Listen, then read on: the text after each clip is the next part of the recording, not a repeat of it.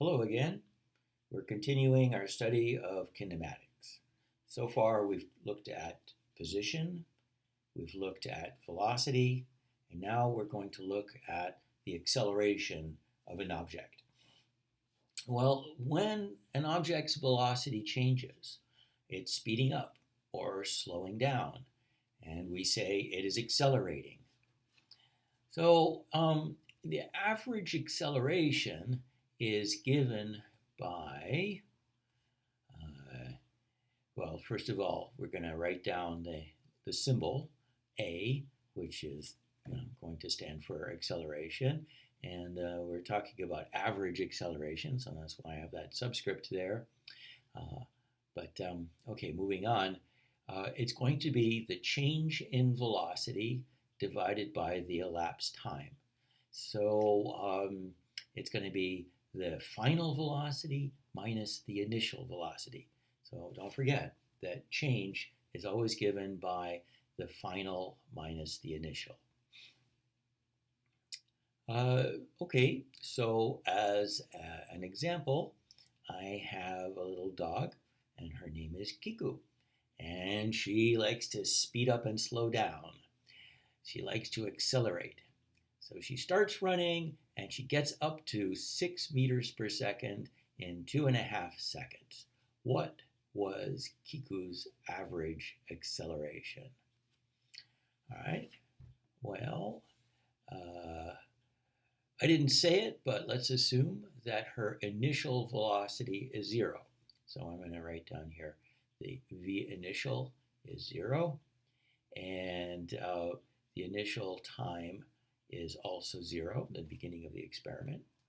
And so that means the final time is 2.5 seconds, and the final velocity is 6 meters per second.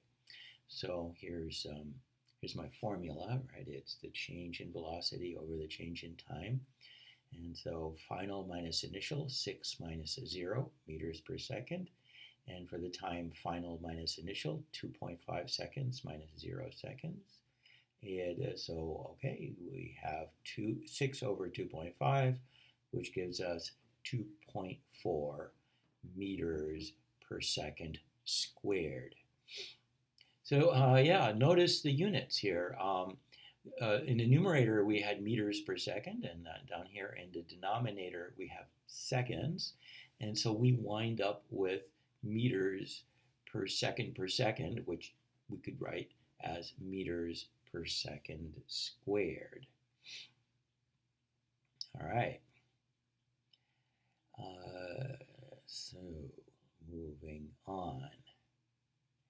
So now let's take a look at velocity graphs, right? We just talked about acceleration, and this kind of gets us into the idea of velocity graphs. Now, previously, we had our graphs where the horizontal axis was time and the vertical axis was position. And these graphs are going to be really similar. The horizontal axis will be time, but the vertical axis will be velocity instead of position. And remember, previously, we've said that the slope of the position versus time graph, that slope gave us velocity. Well, in this case, the slope is also going to give us something special. With a velocity versus time graph, we have that the slope of the velocity is equal to the acceleration. So, so here's an example. I have horizontal axis is time, vertical axis is velocity, and I picked a couple of points here. Here is a point at 2 seconds, and here is a point at 7 seconds, and then we have correspond. I made up this graph, but let's just say that this is our graph, and let's see, the initial velocity, it looks like it's a little bit more than 3 meters per second. And it looks like I decided it was 3.5 meters per second. And then down here, if this is the final velocity for this time interval, it looks like it's negative 3 meters per second. And so if I ask the question, what is the average acceleration from 2 seconds, which is here, this is 2 seconds, to 7 seconds. Okay, so here we are, 7 seconds. What is the average acceleration in this time interval? And so we can draw a secant line from the between these 2 points, and we find the slope and get an answer. And this process, getting the slope of the secant line and doing this math are basically the same thing. And so we have, okay, average acceleration is equal to the change in velocity over the elapsed time, which is going to be the final velocity minus the initial. Notice that I've changed my notation a little bit. Instead of F for final and I for initial, I'm using 1 and 2. But the meaning is the same. So for this time interval, this would be the initial and this would be the final. Okay, so anyhow, as the change in velocity, the final was negative 3 meters per second. The initial was 3.5 meters per second. And then here are the times. So the final time was 7. The initial time was 2. So we go ahead and do the math. We get negative 6.5 meters per second in the numerator, 5 seconds for the elapsed time. And we put that into our calculator, and we get that the acceleration was negative 1.3 meters per second squared. So this is getting the average acceleration, which is okay, pretty good, but it's better or potentially better to find out the instantaneous acceleration. And just like before, when we were saying, okay, if we want the instantaneous velocity to get that, if we want to get that from a position versus time graph, we want to have a tangent line to the graph. Same thing here. If we want to get an instantaneous acceleration from the velocity versus time graph, we want a tangent line to the graph. And so that's what I've drawn here. So if I want to know what is the instantaneous velocity at this time right here at 8.5 seconds, and the velocity right there is, it's 2 meters per second, but that doesn't really matter at this point. What we really want is to know the slope of this tangent line. So what we want to do, let's see if I can do this. I'll draw a line here. So I'm drawing a line like this that's tangent to the curve at the time of interest, which in this case is 8.5 seconds. And then what we do is pick 2 points. A point here in my example and a point here. And with those 2 points, we read off their values and we can get a slope for that line. So what I did here is I said, okay, at this point, the time is 10 seconds, and the velocity, okay, so that's coming from being here, that's 10 seconds. And then the velocity there is, let's see, 0, 1, 2, 3, 4, 5, 6, 7. 7 is here. So 7 seconds, 7 meters per second. Okay. And then the other point, which is here, the time is 7.5 seconds. And the velocity looks like it's -1, right? This is -1. Boom, boom, boom, boom, boom, boom. And okay, so initial and final. So we've got initial velocity and time, final velocity and time. And now we put in our, so here we have final velocity, 7, right? The 7 is from here. Here's the 7. And the time, okay, the initial velocity was -1, right? So here's our -1, 7 minus -1. So that's the change in velocity for this tangent line. And then here's the change in time, right? 10 and 7.5. So 10 seconds, 7.5 seconds.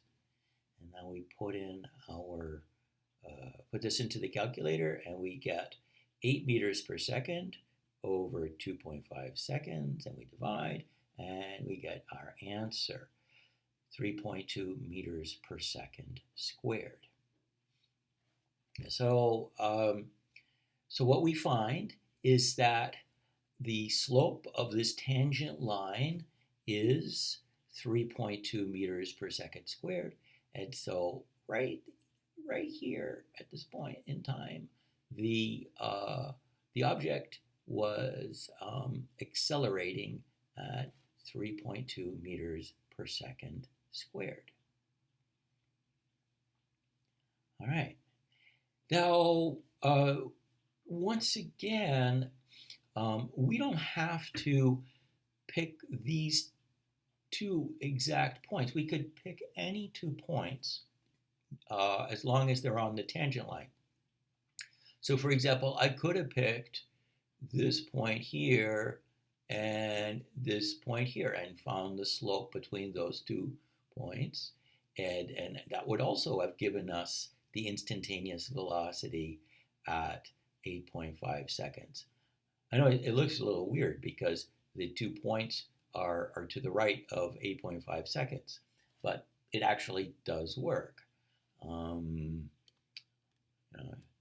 the same lines, I could have picked, let's say, this point and maybe this point, and I still would have gotten the same answer, right? Okay. Now, I just happened to do this particular tangent line, but again, to kind of reinforce things, for example, let's say I wanted to know what the instantaneous velocity was, let's say right here, for example, looks like at 10.5 seconds. Well, then what I need to do is to draw a tangent line, which is maybe a little difficult, but I'll try. I didn't get it too exact, but I think maybe I have the slope a little bit too shallow there. But anyway, you get the idea. And so I draw my tangent line, and then I pick 2 points. Maybe it's this point and that point, and I find the slope, and that tells me the instantaneous acceleration right there, right at 10.5 seconds for this velocity curve. Okay, let's move on. What's next? All right. Okay, so all right, yeah. So I've got some exercises for you. So question 1, what is the average acceleration from 3 seconds to 9 seconds? All right. So from 3 seconds to 9 seconds. All right. So to figure this out, you need to do some math. But before I ask you to do some math, just think about this. What do you say? is the average acceleration going to be a positive number, a negative number, or zero? Well, if you said a positive value, I think you're right, because if I draw a secant line like this, you notice that it is a rising slope, and so you've got a positive average acceleration. Okay, so I'm going to let you work this yourself, and once again, the answers are going to be in the notes that I post in Canvas under Chapter 2, and it'll also be available on the halverscience.net website. That's my private website. Oh, and by the way, it looks like I kind of gave an answer here. When you do the problem, you should get something in the ballpark of 0.666 meters per second squared. Okay, here's another question. When is the instantaneous acceleration for this curve equal to 0? Right? So think about it. You're looking for places where the slope is 0, right? So wouldn't you say, the slope of a tangent, tangent line. So wouldn't you say that the slope is 0 like around here?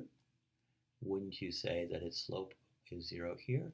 There's a couple other places where the slope is roughly 0. Number 3, where is the greatest acceleration, right? So you're looking for the highest slope.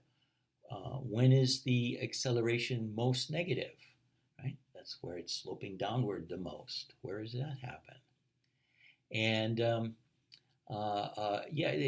there's something funny about this graph. There's one place where the acceleration seems to be negative infinity. And that's kind of a puzzle. Is that even possible? Is it possible to have a infinite acceleration, infinitely positive or infinitely negative? That's an interesting question. All right, so I'm going to stop here.